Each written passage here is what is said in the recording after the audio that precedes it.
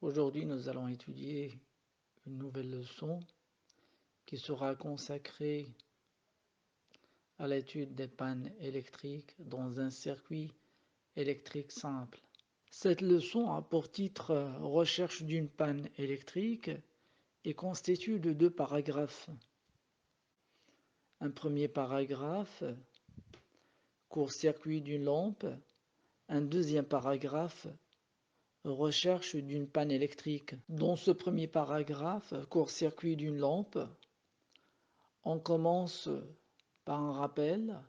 Donc, premièrement, rappel. Un circuit électrique simple comporte les éléments électriques suivants: une pile, une lampe, un interrupteur et des fils de connexion. Toujours dans le premier paragraphe, court-circuit d'une lampe, on définit le court-circuit au niveau d'une lampe. Donc, deuxièmement, définition. Une lampe est court-circuitée si ses bornes sont reliées par un fil de connexion. Toujours dans le premier paragraphe, court-circuit d'une lampe, on va réaliser une expérience pour savoir le comportement d'une lampe court-circuitée. Donc, troisièmement, expérience. Cette expérience est constituée de trois manipulations. Première manipulation, on réalise un circuit électrique simple comportant une pile, une lampe, un interrupteur ouvert et des fils de connexion. Deuxième manipulation, on ferme l'interrupteur. Troisième manipulation, on court-circuite la lampe à l'aide d'un fil de connexion. Toujours dans le premier paragraphe, court-circuit d'une lampe, on schématise les différentes manipulations à l'aide des symboles normalisés. Donc, quatrièmement, schéma. Voilà, le schéma 1 représente la première manipulation qui comporte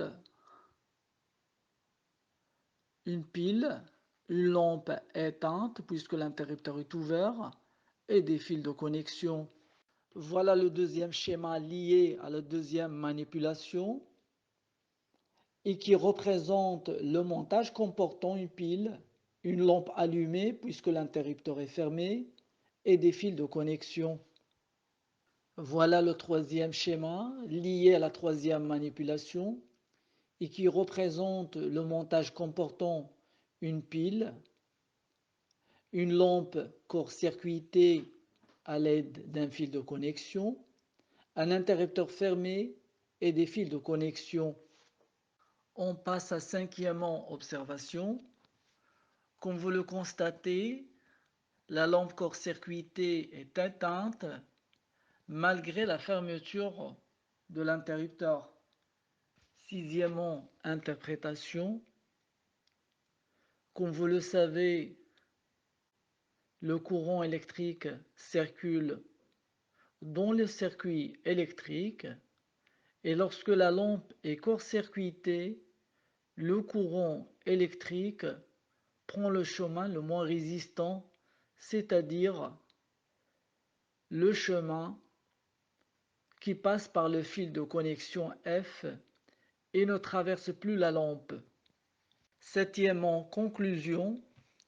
Lorsqu'une lampe est court-circuitée et ne fonctionne plus, ce résultat va nous aider à rechercher une panne électrique dans un circuit électrique simple. On passe au deuxième paragraphe, recherche d'une panne. On commence par premièrement définition d'une panne. Une panne est une interruption de la circulation du courant électrique dans un circuit électrique à cause de la détérioration de l'un de ses composants.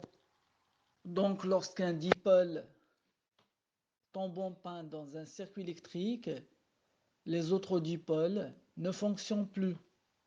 Deuxièmement, définition d'une lampe témoin.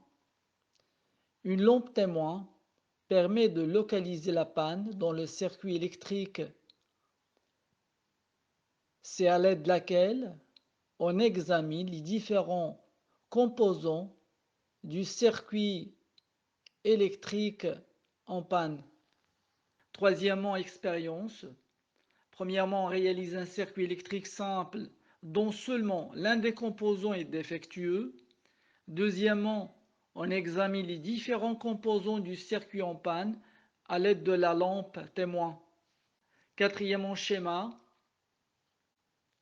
Donc voilà le schéma du circuit électrique simple en panne. Et comme vous le constatez, la lampe est éteinte.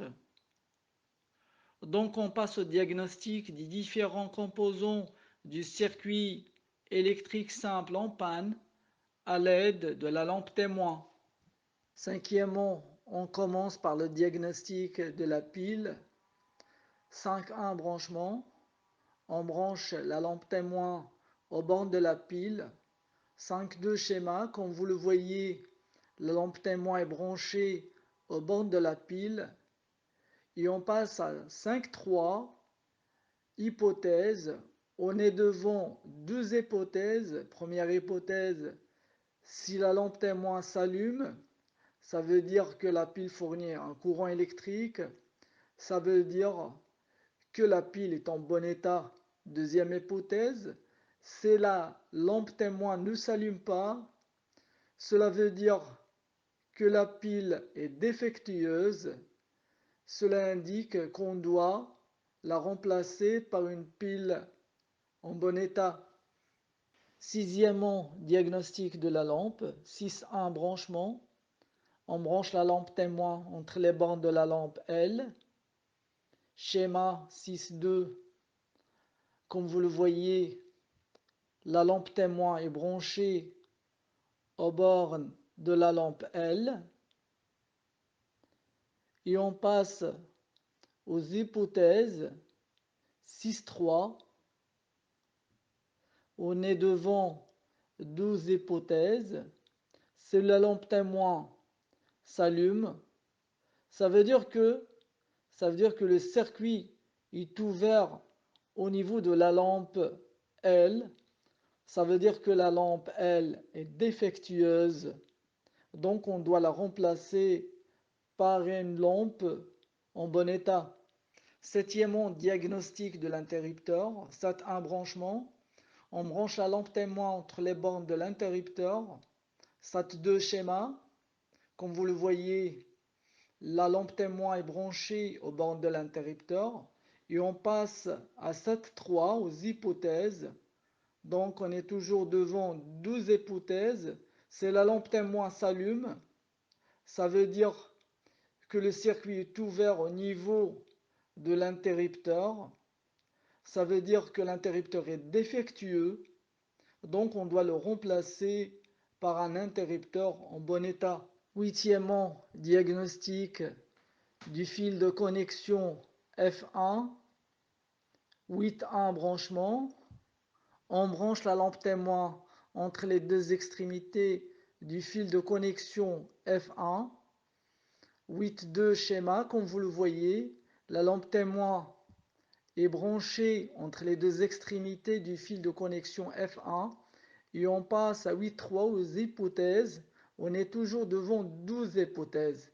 Si la lampe témoin s'allume, cela indique que le circuit est ouvert au niveau du fil de connexion F1. Cela indique que le fil de connexion F1 est défectueux, donc on doit le remplacer par un fil de connexion en bon état. Neuvièmement, diagnostic du fil de connexion F2. 9.1 branchement. On branche la lampe témoin entre les deux extrémités du fil de connexion F2. 9.2 schéma. Comme vous le voyez, la lampe témoin est branchée aux bornes du fil de connexion F2. Et on passe à 9.3 aux hypothèses. On est toujours devant deux hypothèses. C'est la lampe témoin s'allume. Cela indique que le circuit est ouvert au niveau du fil de connexion F2. Cela indique que le fil de connexion F2 est défectueux. Donc on doit le remplacer par un fil de connexion en bon état. Dixièmement, diagnostic du fil de connexion F3. 10.1 branchement, branche la lampe témoin entre les deux extrémités du fil de connexion F3. Schéma, comme vous le voyez, la lampe témoin est branchée aux bornes des deux extrémités du fil de connexion F3 et on passe aux hypothèses. 10.3, on est toujours devant deux hypothèses. Si la lampe témoin s'allume, cela indique que le circuit est ouvert au niveau du fil de connexion F3. Cela indique que le fil de connexion F3 est défectueux, donc on doit le remplacer par un fil de connexion en bon état. Merci pour votre attention et au revoir.